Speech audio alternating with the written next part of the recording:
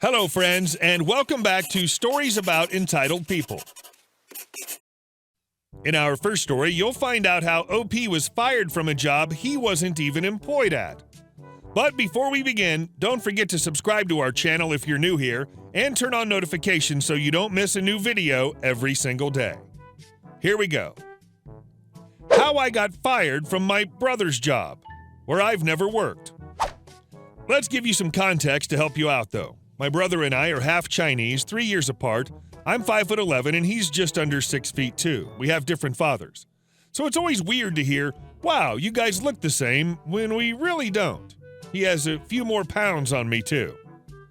So I've a day off and I'm going to meet my friends. I've got 20 minutes to kill and I'm mulling over whether or not I'm going to grab a new graphics card for my computer. My brother gets discounts, which I've never used, but I figured there was something worthwhile. I'll get it on his discount.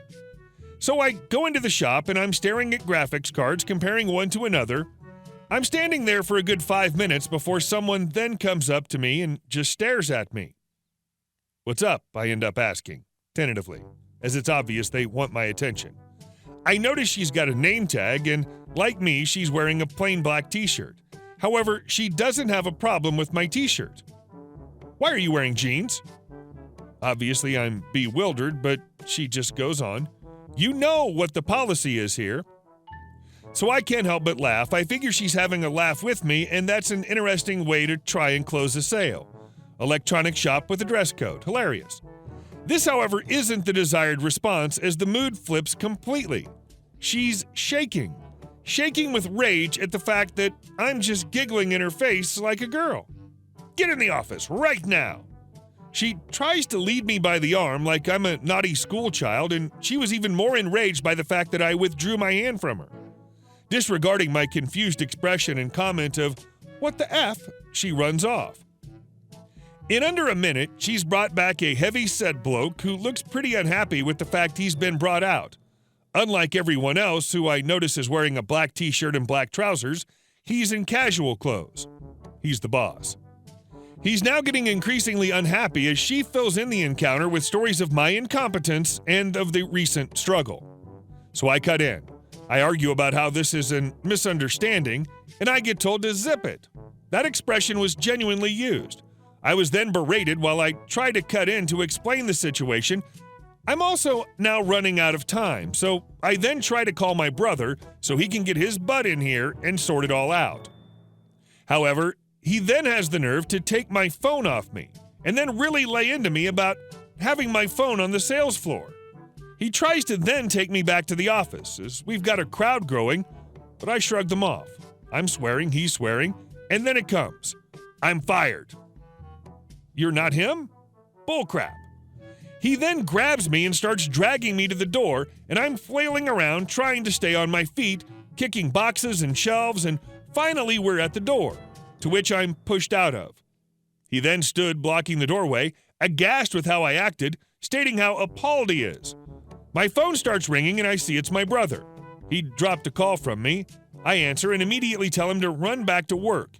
He's on his lunch break 2 minutes away, and I then decide to take it further. I tell his boss to get effed. I swear, I make a scene. We're on the street and people are stepping to watch the theater unfold before them. He's calling the police. There's vile things said and gestured, and then my brother turns up. His look is golden, but what I'm enjoying much more is the look of his boss, the look of his supervisor. God, how I loved the look on her face as the manager was going on in heaves. She had such a smug look.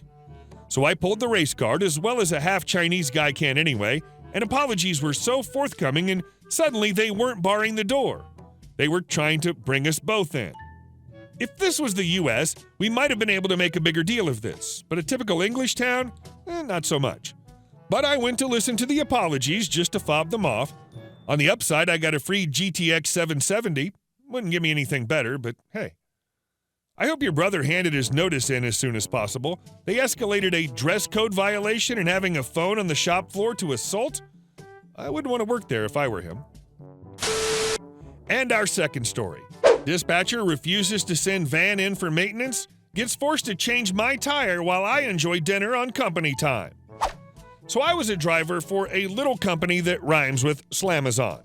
I'd been there for several months by this point and had developed a reputation of being very anal about vehicle maintenance.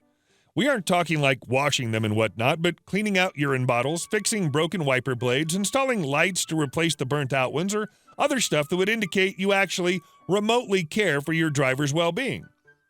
Seriously, guys, I once had a van with no working lights of any kind, and the passenger side door fell off its hinges in front of my dispatchers, and they still sent me out. Needless to say, some trips were better than others, but this particular time, well, it was a doozy.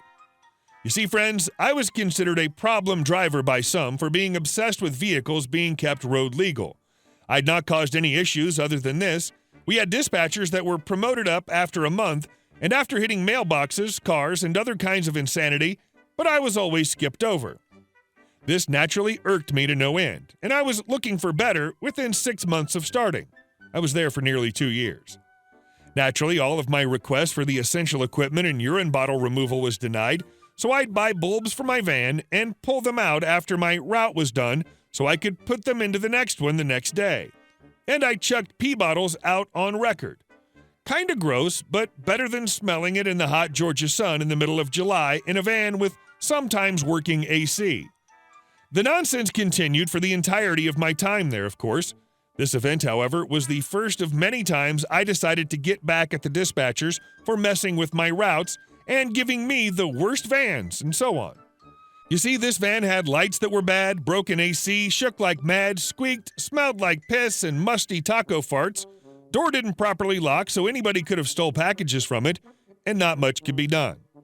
And to top this off, 4 bad tires. Like metal bands exposed and one bulging out in its death throes.